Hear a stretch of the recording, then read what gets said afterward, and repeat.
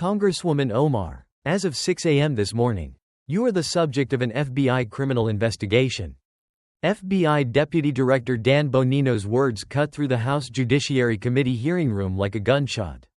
No preamble, no introduction, no warning. The words hung in the air for half a second. The amount of time it takes for the human brain to process something completely unexpected before the room exploded into chaos. Ilhan Omar froze mid-sentence, her prepared attack on Bongino's partisan bias and dangerous agenda dying on her lips. Her mouth actually hung open slightly. Her hand still raised in mid-gesture from whatever point she'd been making. You have the right to have legal counsel present. Bongino continued in the flat professional tone of a cop who'd read Miranda rights 1,000 times. You have the right to decline to answer questions that might incriminate you under the Fifth Amendment to the Constitution. Do you understand these rights as I've explained them to you? Chairman Jim Jordan's gavel was banging. Reporters were shouting. Democrats were on their feet. Republicans leaned forward with expressions ranging from shock to grim satisfaction. Camera operators scrambled to get the best angle on Omar's face as the color drained from it. What? Omar's voice cracked, the confident tone she'd carried into the hearing completely shattered. This is outrageous. Mr. Chairman, this is political persecution. This is exactly what I warned. Ma'am, Bongino interrupted, his voice cutting through her protest like a knife through warm butter. On December 18, 2022, you traveled to Doha, Qatar, where you met with Sultan bin Saud Al Mariyaki, Qatar's Minister of State for Foreign Affairs, and Mohammed bin Abdul Rahman Al Thani, the Prime Minister of Qatar. This was an unreported meeting. You failed to properly notify the State Department as required by House ethics rules for foreign travel by members of Congress. He opened a red folder stamped with classification markings: Top Secret SI, no foreign signals, intelligence, no foreign nationals. The kind of evidence that came from NSA intercepts and couldn't be shared with America's closest allies. 22 days after that meeting, on January 9, 2023, a company called Meadowbrook Consulting LLC, registered in the Cayman Islands, wire transferred exactly $250 to E Street Group, the political consulting firm owned by your husband Tim Monet. Bongino slid a document across the table. A wire transfer receipt. The numbers were clear. The date was clear. The amount was clear. FBI Financial Forensics traced Meadowbrook Consulting LLC through 3 intermediary shell corporations back to Qatar Foundation International, a Qatari state-owned entity directly controlled by the Qatari government. In other words, Congresswoman, 22 days after meeting with senior Qatari officials, the Qatari government paid your husband's company $250,000.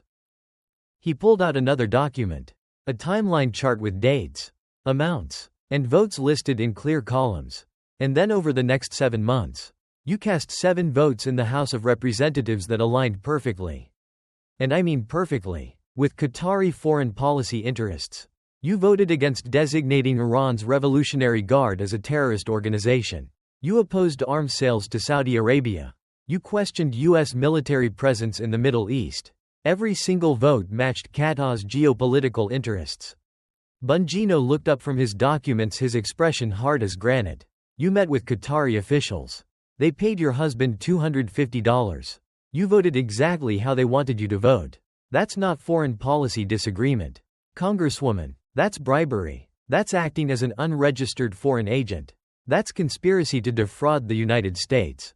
And that's why as of this morning, you are under FBI investigation for violations of the Foreign Corrupt Practices Act, the Foreign Agents Registration Act, and federal money laundering statutes. The hearing room was in absolute pandemonium. CNN had cut to breaking news. MSNBC looked shell-shocked. Fox News was running, Omar under FBI investigation, chyrons. Twitter had probably already crashed. Omar's hands were shaking. Her lawyer, when had he arrived, was frantically whispering in her ear, trying to get her to stop talking, to invoke her Fifth Amendment rights, to shut down before more damage was done. But Omar couldn't help herself. Her voice, thin and reedy, rose above the din, accusing Bongino of reading her emails, her bank records, of conducting surveillance on a sitting member of Congress. Ma'am, Bongino interrupted again. And this time his voice carried an edge of something cold and dangerous. When foreign governments pay United States Congress members in exchange for votes, that's a national security threat. The FBI didn't start by surveilling you. We were surveilling them, the Qatari officials you met with. That's completely legal under the Foreign Intelligence Surveillance Act. He pulled out another document. This one with heavy redactions. And when the National Security Agency intercepted communications between those Qatari government officials discussing payments to an American congresswoman, when they specifically used your name, when they outlined exactly what they expected you to do in return for that $250, that's when you became part of a counterintelligence investigation. Bongino's eyes locked onto Omar's. We have the intercepts. Congresswoman, we have Qatari officials discussing you by name, discussing the payment, discussing your votes. One official, 3 weeks after the money was transferred, said, and he was reading directly from a translated and declassified transcript, that Omar has been very helpful. That the $250 investment was worthwhile. That she would continue to vote as we require. He quoted the official's chilling conclusion. The Americans are surprisingly easy to buy when you know their price. He closed the folder with a decisive snap. You were bought by Qatar for $250. And I have the receipts. Congresswoman, all of them. Bank records, wire transfers, NSA intercepts, a documented pattern of votes. He leaned forward slightly. So when you ask how the American people can trust me, I'd suggest you're asking the wrong question. The question is, how can they trust you to represent them, when you're actually representing Qatar? Omar sat frozen, her face ashen. Her carefully prepared attack had backfired spectacularly. She'd walked into an ambush. And there was no way out. Bongino's tone became matter-of-fact. You're going to need a lawyer. Congresswoman, a very good one, because what I just described is only the Qatar money. We haven't even discussed Turkey yet. Or Somalia. Omar's lawyer was on his feet, demanding to confer with his client, requesting a recess. Denied. Chairman Jordan's voice carried across the chaos. Deputy Director Bongino was invited here to testify. He's testifying. Representative Omar chose to question him. She's getting her answers. We'll continue. Jordan looked at Bongino with something approaching respect. Deputy Director, please proceed. Dan Bongino smiled the cold, professional smile of a cop who just gotten a confession. Yes, Mr. Chairman, I'd be happy to continue. This is going to take a while. He had 4 more folders. And all of them had Ilhan Omar's name on them. Bongino opened his first folder with the careful precision of a prosecutor who'd organized his evidence for maximum impact. 25 years as a cop. NYPD, Secret Service, now FBI, had taught him that presentation mattered almost as much as the evidence itself. Let's start with the money. Congresswoman, because money tells us everything we need to know.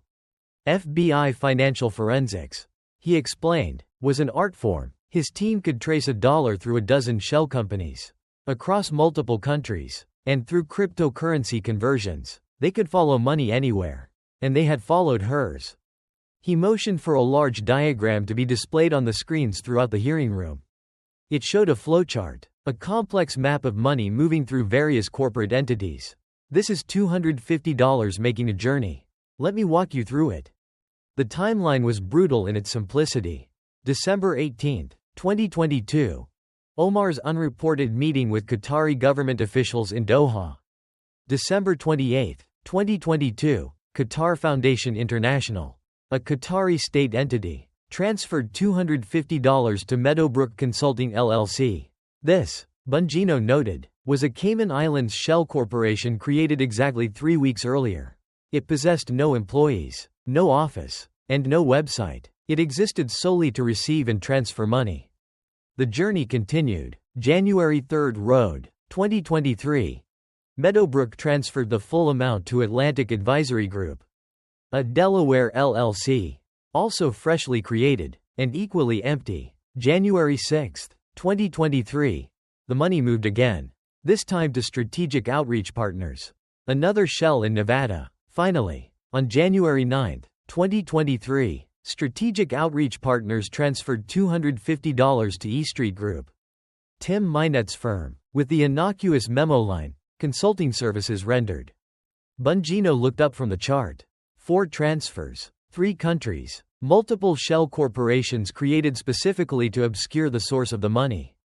This wasn't normal business practice. This, he stated, was textbook money laundering. This was exactly how one would hide bribes from foreign governments. A question came from Representative Matt Gaetz, seeking clarification. Was there any legitimate business reason for this convoluted path? Bongino's reply was flat and absolute. None whatsoever. If Minet's firm was actually providing consulting services to Qatar, they could have wired the money directly. 1 transfer. Done. But they didn't. They needed to hide its origin. They needed plausible deniability. And did it work? No, because the FBI had traced it anyway. They had the bank records from all 4 shell companies. They had the wire transfer documentation. They even had emails between the individuals setting up the transfers, discussing how to maintain deniability. They had, in his words, everything. He turned his attention back to Omar, who stared at the chart as if seeing a ghost. He posed the question directly. What consulting services did her husband's firm provide to Qatar Foundation International that justified a $250 payment? Her lawyer put a hand on her arm, but she pulled away, attempting to state that her husband's firm provided political consulting to various. Bongino cut through the evasion. What services? Specifically, what did he do for Qatar to earn $250,000? Silence. He answered for her. She couldn't answer because there were no services. E Street Group had never had any clients in Qatar, never worked on Middle Eastern campaigns, possessed no expertise in Qatari affairs. The firm received $250,000 for doing absolutely nothing, except being married to her. He pulled out another document. Let me tell you what Qatar got for their money. He then laid out her voting record for the 7 months following the payment. February 3, Road, 2023. H.R. 342. Designating Iran's Islamic Revolutionary Guard Corps as a foreign terrorist organization. Omar voted number. She was one of only 9 members to do so. Qatar, which maintains close ties with Iran, opposed this designation. March 17, 2023. H.R. 881. Authorizing arms sales to Saudi Arabia. Omar voted number. Qatar and Saudi Arabia have tense relations. Qatar opposed these sales. April 12, 2023. A House resolution supporting continued U.S. military presence in Bahrain. Omar voted number. Qatar has competed with Bahrain for regional influence. The list went on. May 8. Maintaining sanctions on Syria. She voted number. June 2. Appropriations for Israel's Iron Dome. She voted number. July 15. Defense authorization for Middle East partnerships. She voted number. August 9. Emergency military aid for Israel. She voted number. 7 votes. Bongino summarized, his voice cold. 7 times you voted exactly. Exactly how Qatar wanted you to vote. Every single vote directly aligned with Qatari foreign policy interests. Every single vote came after they paid you. That's not coincidence. Congresswoman, that's a transaction. You sold your vote to a foreign government. Chairman Jordan then prompted him to elaborate on the NSA intercepts he had mentioned earlier. Bongino confirmed he could discuss the declassified portions. The NSA, as part of routine foreign intelligence collection, monitors foreign officials, including Qataris involved in influence operations. In late January 2023, just 3 weeks after the payment, the NSA intercepted a conversation between 2 senior Qatari officials. He read from the declassified transcript. The officials discussed their investment in the Congresswoman, proving worthwhile. They noted she voted as expected on the Iran matter.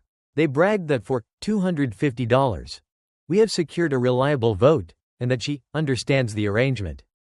The final line he read was the one from his opening. The Americans are surprisingly easy to buy when you know their price. They called her, he added, their asset. He then revealed the FBI had executed search warrants on Tim Minet's email and phone records. He held up a text message from Minet to a man identified as a Qatari intelligence operative. Ilhan will handle the Iran vote as discussed. She understands the importance. The arrangement is working well for everyone. Next payment can be processed after the vote is confirmed. Omar finally found her voice. protesting that the texts were taken out of context. Bongino's retort was sharp. What context? He demanded. Makes next payment after the vote is confirmed acceptable?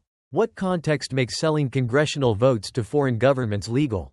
Her attempts to separate her husband's business from her actions were dismissed. They weren't separate when she was the product being sold.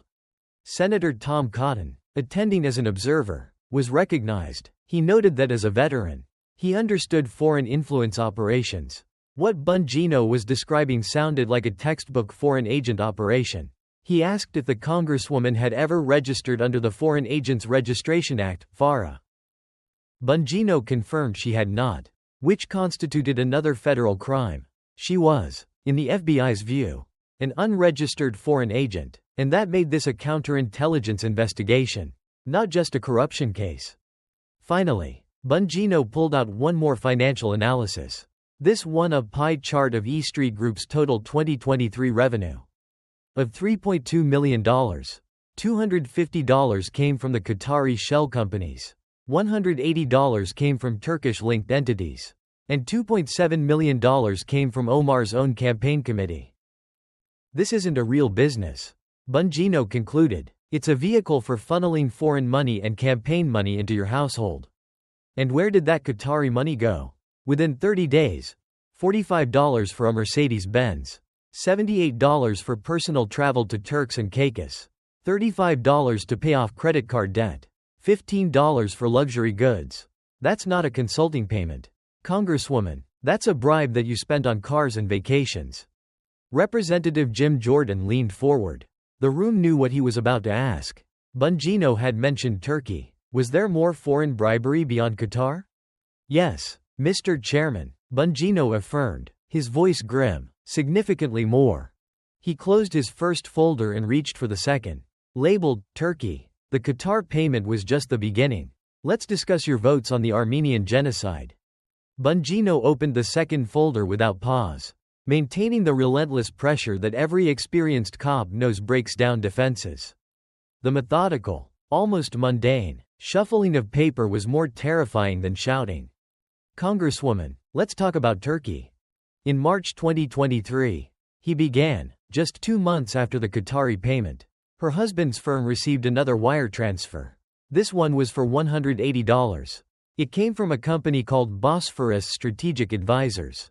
He immediately displayed its registration documents on the hearing room screens. The name sounded professional, American even, but Bosphorus Strategic Advisors was registered in Istanbul, Turkey. And when the FBI's financial forensics team traced its funding, they found it was backed by entities directly connected to the Turkish government. In fact, Bongino pointed out, 3 of its 5 board members had direct, documented ties to Turkey's Ministry of Foreign Affairs. Now, what did Turkey pay you for? Let me show you the timeline. The screens change. March 7, 2023. $180 wired from Bosphorus Strategic Advisors to E Street Group. March 29, 2023. The House of Representatives voted on H-Res. 296, a resolution to formally recognize the Armenian genocide. Bongino let that hang in the air. For those in the room who might not follow Turkish politics, he explained why this mattered. Turkey, he clarified, has spent a century and a significant amount of lobbying money denying the Armenian genocide, the systematic killing of 1.5 million Armenian Christians by the Ottoman Empire during World War I. It is one of the most well-documented genocides in history. Every reputable historian acknowledges it happened, but Turkey refuses to admit it, viewing it as a threat to their national honor and a potential source of reparations. He then pulled out voting records. This time for Congresswoman Omar herself. The House had voted on this issue multiple times. In 2019, she voted yes to recognize the genocide. In 2021, she voted yes again. Her position was clear and consistent. The Armenian genocide was real and should be formally acknowledged. But in March 2023, just 3 weeks after receiving $180 from the Turkish government-linked entity, she suddenly voted no. She was, Bongino noted, one of only 12 members in the entire House to vote against recognition. And she didn't just vote. She gave a floor speech. arguing that historical grievances shouldn't drive current foreign policy, and that Congress needed to strengthen our partnership with Turkey, not antagonize them with century-old disputes. Bongino looked directly at her. You changed your vote. You changed your position. You gave a speech defending Turkey's position. All after Turkey paid you $180. That's not evolving views, Congresswoman. That's purchased influence. Representative Matt Gaetz jumped in, his voice sharp, asking if there was other Turkish-related activity around this time. Yes, sir, Bongino confirmed, turning a page. In June 2023, there was a critical vote on whether to sanction Turkey for purchasing Russian S-400 missile defense systems. This was a major national security concern, given that Turkey is a NATO ally, and these Russian systems could potentially compromise NATO operations. The Biden administration supported sanctions. Congressional leadership supported sanctions, but Congresswoman Omar voted no. She was one of only 11 members to vote against sanctioning Turkey. He pulled out more documents. And then, in July 2023, she traveled to Turkey. Once again, this was a trip without proper notification to the State Department. She met with President Recep Tayyip Erdogan. She praised him publicly. Bongino read from her own Twitter post following that meeting. Productive discussion with President Erdogan about Turkish-American cooperation. Turkey is a vital ally, and we must strengthen our partnership. President Erdogan's leadership has brought stability to a turbulent region. Stability, Bongino repeated, his voice dripping with sarcasm. Erdogan, who had imprisoned tens of thousands of political opponents, shut down independent media, attacked Kurdish populations, and undermined NATO at every turn. But she praised him, after he paid her. Then Bongino pulled out the email evidence. The FBI warrants on her husband's email accounts had been fruitful. He read from an email sent from Tim Mynet to a Turkish official named Murat Yilmaz. The email was dated just after the Armenian vote. Dear Mr. Yilmaz, thank you for the March payment. Ilhan will handle the Armenian vote as discussed. She understands the arrangement and the importance of this issue to Ankara. The hearing room erupted. Democrats were shouting. Republicans looked vindicated. The media was in an absolute frenzy. But Bongino continued reading over the noise. The email went on. Regarding the S-400 sanctions vote in June. We'll need an additional payment to cover that. The political risk is higher on defense issues. I suggest $100 for that vote. Please confirm, and we can proceed. Your husband, Bongino continued, his voice cutting through the pandemonium, was negotiating the price of your congressional votes. Email by email, vote by vote, with foreign governments. That's the definition of corruption. Omar, her voice desperate, tried to interject, again claiming her husband's business dealings were separate, that she didn't control what he. Bongino cut her off. But you do control how you vote. And you voted exactly as these emails promised you would vote. After the payments were made, your husband was brokering sales of your congressional votes. And you were delivering the product. Representative Tom Cotton spoke up again, his face grim. He pointed out that the Congresswoman sat on the House Foreign Affairs Committee. She had access to classified information about Turkey, including intelligence on their cooperation with Russia, their activities in Syria, and their relationship with terrorist groups. If Turkey had compromised her with payments, what was the national security risk? Substantial. Congressman, Bongino replied. Turkey, he stated, has direct ties to groups like Hamas, has facilitated their operations, and has even shared NATO intelligence with Russia. If Turkey has a sitting member of the Foreign Affairs Committee on their payroll, they could be getting classified information about U.S. operations. That's why, he reiterated, this was a counterintelligence investigation. He pulled out more financial records. The Turkish payments didn't stop at $180. In August 2023, another $75 came in. In November 2023, another $50. By the end of 2023, Turkish-linked organizations had paid her husband's firm a total of $305. And during that same period, she voted in Turkey's interests on 9 separate occasions. He displayed a comprehensive chart showing the payments and the votes, side by side. The pattern is undeniable. Qatar bought your votes. Turkey bought your votes. You weren't representing Minnesota's 5th district.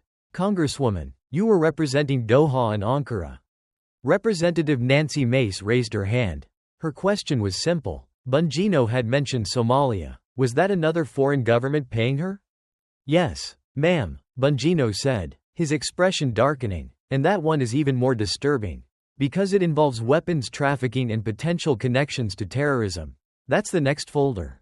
He closed the Turkey folder and reached for the third one. Labeled, Somalia. Congresswoman Omar, let's talk about your ancestral homeland. Let's talk about arms embargoes. Let's talk about your brother-in-law's company. And let's talk about how you tried to make $8 million by facilitating weapons sales that would have armed terrorists. For the first time, real, unadulterated fear crossed Omar's face. The Qatar and Turkey bribes were bad.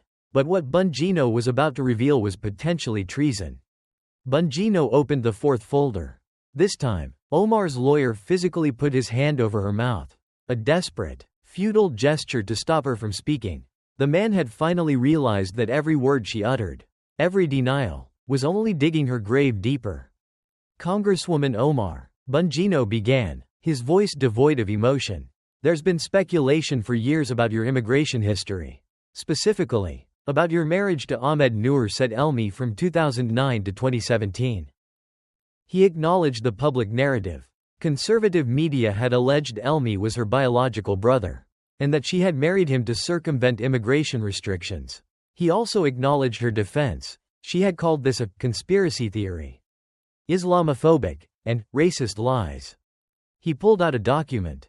But you've never provided DNA evidence to disprove it. When asked repeatedly to take a DNA test to clear your name, you refused. You said it was beneath your dignity. You said demanding DNA proof was dehumanizing. Bongino looked up from the page, his eyes locking onto hers. But here's the thing about criminal investigations. Congresswoman, we don't need your permission. When the FBI has probable cause to believe immigration fraud has occurred, he explained, they can obtain DNA samples through lawful means. And they did. He pulled out a laboratory report, sealed with official markings from the FBI laboratory in Quantico, Virginia, one of the most respected forensic labs in the world. This is a DNA analysis. During our investigation into your finances and foreign contacts, we obtained DNA samples from you, from Ahmed Noor Said Elmi, and from your father, Noor Omar Muhammad. The room was dead silent.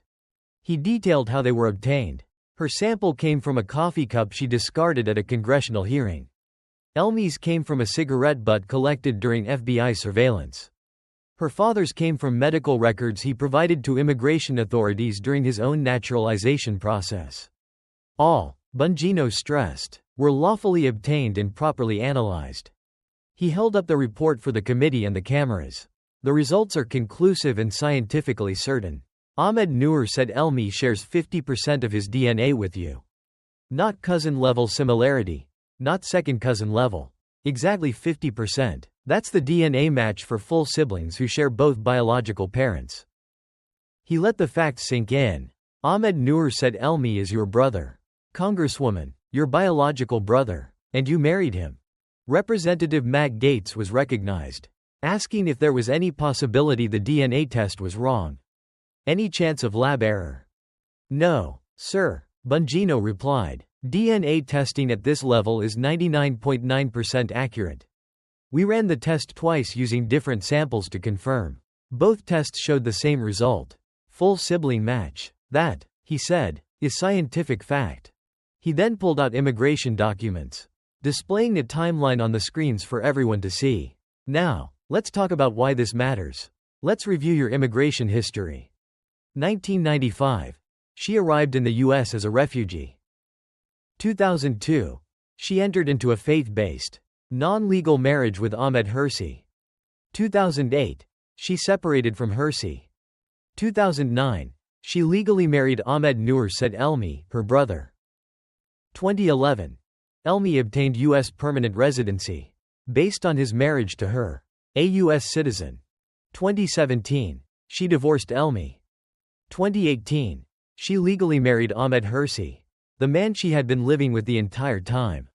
The timeline was suspicious on its face. But the motive was now clear. You married your brother to get him U.S. residency. That's immigration fraud. A federal crime punishable by up to 5 years in prison and deportation. He preemptively dismissed any innocent explanations. Could he be a half-sibling? No. The DNA proved 50% match. Same mother and father. Could there be a mistake? No. Tested twice. Could she have not known he was her brother? Impossible. They grew up together in Somalia. But the immigration fraud isn't the only crime here. Bongino continued, pulling out tax records. Let's talk about tax fraud. From 2009 to 2017. While she was legally married to her brother, she filed joint tax returns with Ahmed Hirsi, the man she was not legally married to. That's perjury on your tax forms. You can't file joint returns with someone you're not married to. He displayed the tax forms, side by side, 2011, 2012, 2013, 2014, 2015, 2016. That's 8 years of tax fraud. 8 separate federal crimes, each punishable by up to 3 years in prison. And you're a lawyer. You knew what you were doing was illegal. And the kicker? He pulled out one final document, the affidavit she signed when Elmi applied for residency. She had submitted marriage certificates, joint financial documents, photos, all swearing under oath that she was in a genuine marital relationship with her brother. But you weren't. You were living with Hirsi. You fabricated evidence, fake photos, fake documents, to fool immigration authorities. That's fraud. That's perjury. That's conspiracy. Representative Nancy Mace raised her hand, asking why this wasn't investigated before. Bongino explained, local media in Minneapolis had raised questions as early as 2016. But without DNA evidence. It was circumstantial. Her denials were enough. But once she became the subject of an FBI investigation for foreign bribery, the Bureau was able to obtain those DNA samples legally. Now, they had proof. Chairman Jordan looked at Omar, who was sitting with her head down, her lawyer whispering urgently in her ear. He turned back to Bongino. Deputy Director, you mentioned there was one more folder. What's left to cover? Campaign finance violations, Mr. Chairman, including her involvement in the Feeding Our Future fraud, the largest pandemic fraud in American history, where $250 million meant to feed hungry children was stolen. We have evidence she took money from those criminals and protected them from investigation in exchange. That's the last folder.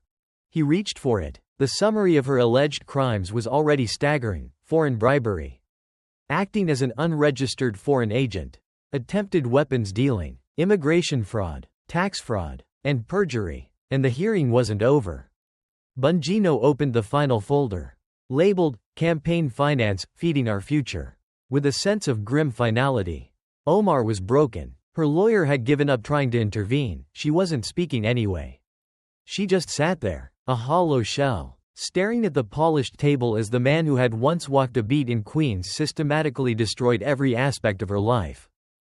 Let's talk about your campaign, Congresswoman, Bongino began, his voice steady. Because your corruption didn't stop with foreign governments. You also stole from your own supporters, the people who donated to you, thinking you'd fight for them. Instead, you used their money as a personal bank account.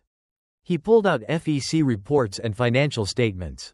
Between 2019 and 2024, her campaign committee paid her husband Tim Minet's firm, E Street Group, exactly $2.738.000, almost $3 million.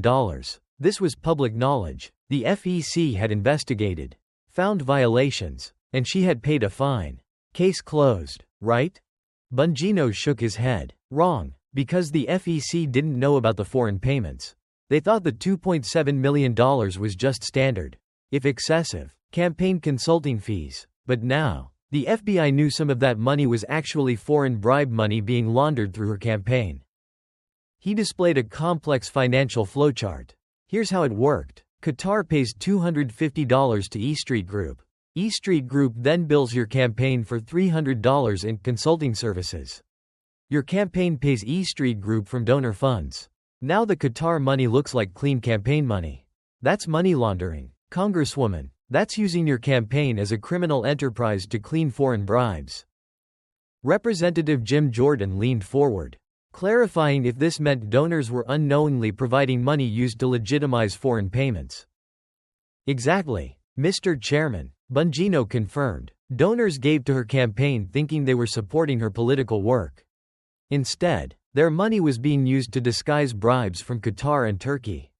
That, he stated, was wire fraud. That was mail fraud. Because fundraising appeals went through the mail. That was theft by deception. He pulled out another set of documents. But wait, there's more. Let's talk about the Feeding Our Future fraud.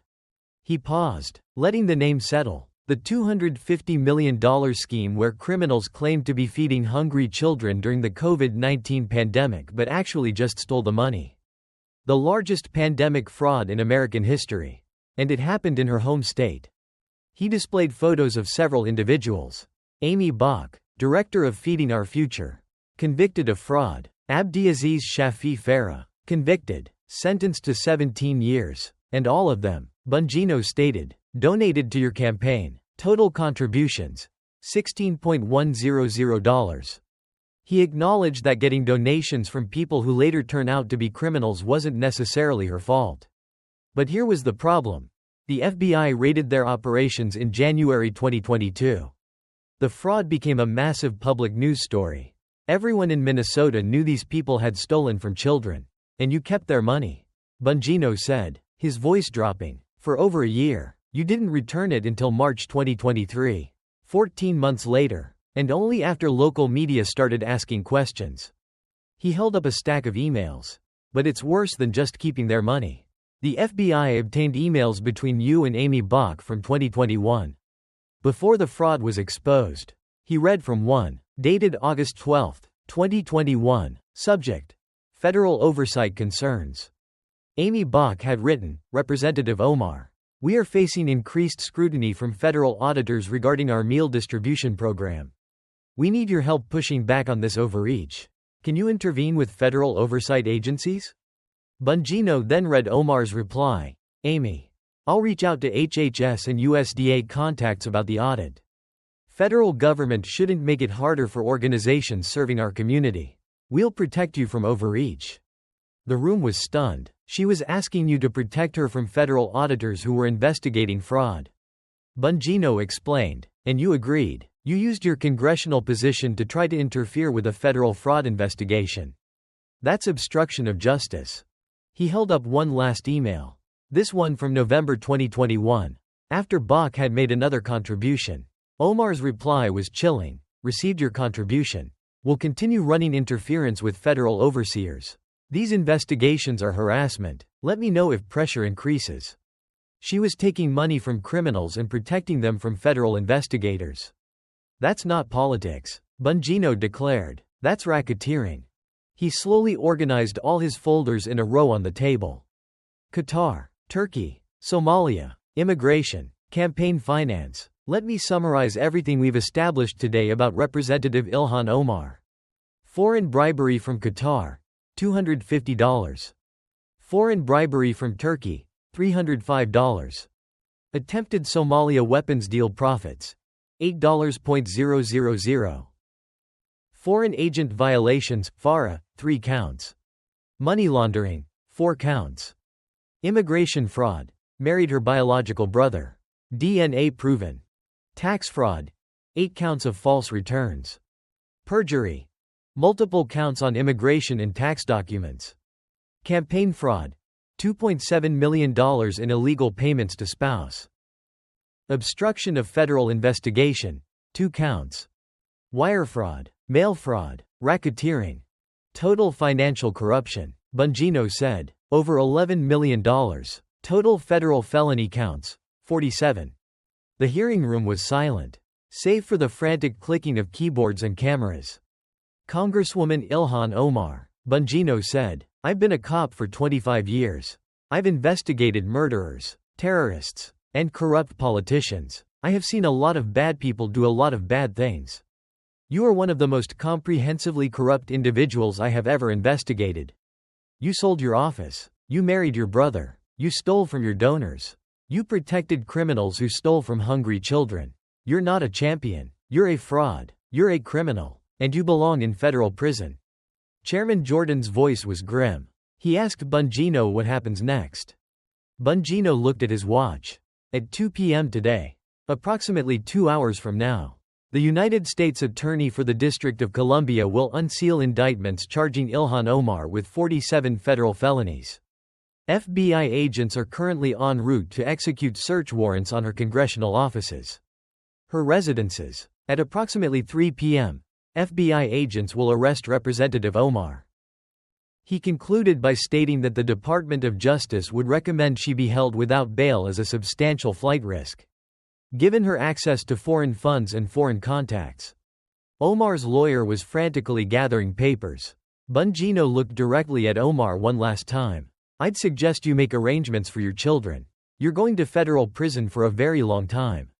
He stood up. "Mr. Chairman, my testimony is complete. There were no questions. What could anyone ask? The evidence was overwhelming. The documentation was irrefutable." Representative Ilhan Omar sat frozen. Her political career over. Her freedom measured in hours. The cop had done his job.